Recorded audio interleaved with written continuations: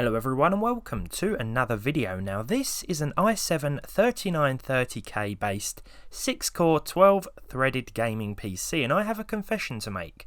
I didn't build this, I bought it. It was up for sale at CEX at a price of £280, roughly $350 or 320 euros.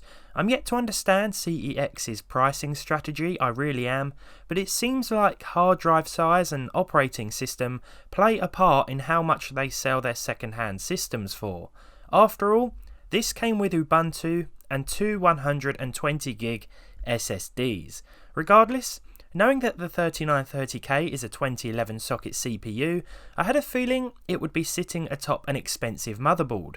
Not to mention, this machine also included a GTX 980, according to the description. At less than £300 it's a steal, but it makes me feel a little sorry for whoever sold it to CEX, because they would have likely received a lot less for this PC, which would still fetch a very pretty penny if it was listed on somewhere like eBay.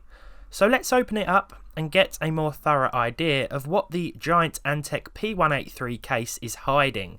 Actually, let's start there.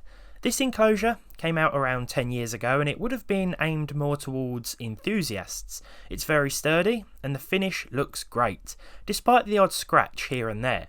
Removing the side panel reveals a neatly structured internal design and a spider, which definitely must go. The cable management here leaves a lot to be desired, but I soon forgot about this minor issue when on closer inspection I saw what seems to be a Sabertooth X79 ASUS board. This thing just gets better by the second. There's also an Antec liquid cooler, which will certainly help with overclocking, and the advertised 12 gigs of DDR3 memory. Part of me did wonder if we were going to see one of those super cheap Chinese X79 boards in here, and maybe a few more cut corners that reflected the low price. After all, CEX give you the basic details, but they never go too far in depth, so the power supply and the motherboard remained a mystery. It seems though that no expense was spared back in the day when this was put together. The 1050 watt power supply is also nice, but I must say it seems like overkill for such a setup. You could probably get away with a decent 550 watt unit in here. That's usually the general consensus. If in doubt, go 550. Seriously, always do your research when buying a PSU. Getting a good look at the 980 reveals it's the superclocked CEX version. It's a shame it's not a TI, but that really would have been hoping for too much. I think we tested the 980 back in April and found that it's still a very capable GPU even in 2019. I think it comes close to a 1060. Finally, the storage solution consists of two OCZ SSDs, which were stated as being 120GB each. I'll confirm this later on. First though, I had to do a bit of tidying up. Everything looks clean enough, but these cables just won't do. A little bit of this, and job done.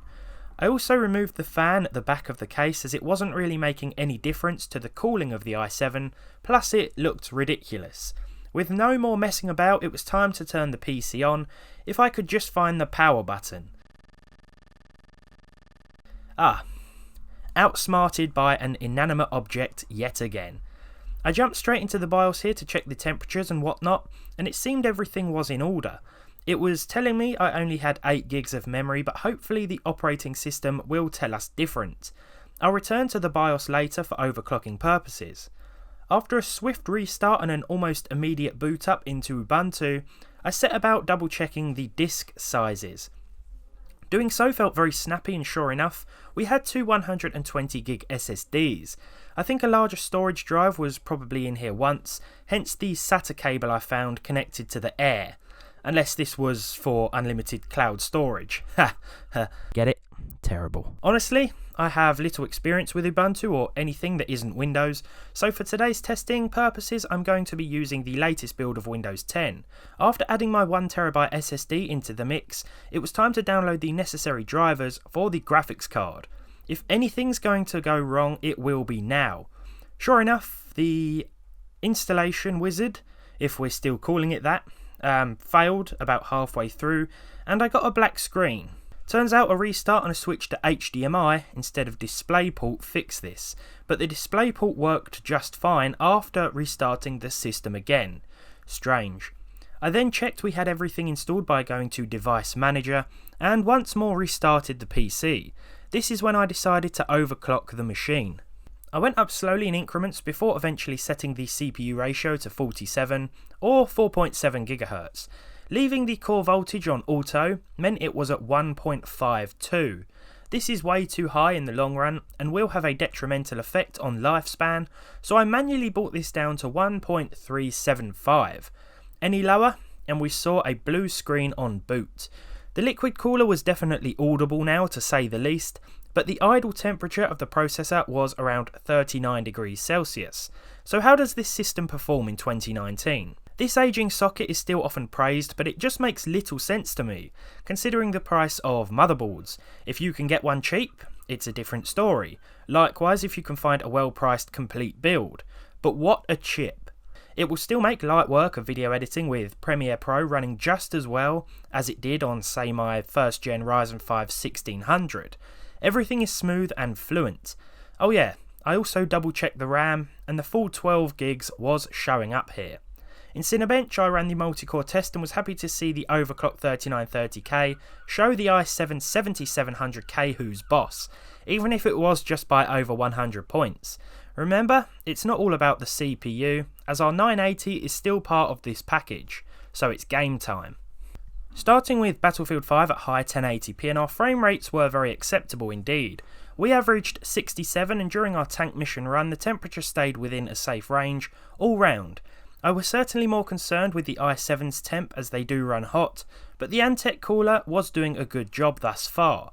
The 980 was being fully utilised here, and while the CPU usage started off at 100%, it dropped to the figures you see on screen now after the level's opening 10 seconds. Dirt Rally 2 also fared well with a delightful 70 plus FPS on average. The 1% and 0.1% figures mean that there was no stutter to speak of during this time trial race. We were using the high settings once again at 1080p, a resolution that seems to be the sweet spot for the 980 in 2019, with a 60 FPS target in mind. It really still is a great card. Likewise can be said for the processor. I still can't drive to save my life, but oh well. As you'd expect, Fortnite ran fine too, with over 100 FPS at 1080p. This wasn't the most demanding game tested today, and I think that goes without saying, but it can sometimes be a mixed bag with the game running completely different to how you expect it to. There was no stutter or anything to report here. Epic settings would impact the result, but again have no detrimental effect on those 1 or 0.1% percentile figures. Starting another fight in Kingdom Come Deliverance surely knocked my frame rate about a bit. Though the average was 60 at high, I did notice some severe frame drops as we explored the village. This was mainly due to the graphics card rather than the processor, which came nowhere near being the limiting factor. Just like the i5 2500K that I tested the other day, this CPU also benefits from an overclock in 2019 for some games to agree with it. Stock speeds may cause a few issues, but even then the i7 here is holding up very well. As I mentioned before, it would certainly benefit from a faster GPU. Never has something scared me as much as when I was playing the Caspian level of Metro Exodus. There I was just minding my own business when all of a sudden these things jumped up into my face. I actually screamed a little bit. I don't know why, because I've played this level many times before. I guess I just wasn't really concentrating that much. What wasn't scary though was our frame rate. 55 FPS on average was a good result, with that number going over 60 when things quietened down action-wise. Medium will guarantee a more solid result, but high gives us a nice visual boost. It's a great looking title and one that performs nicely on this PC.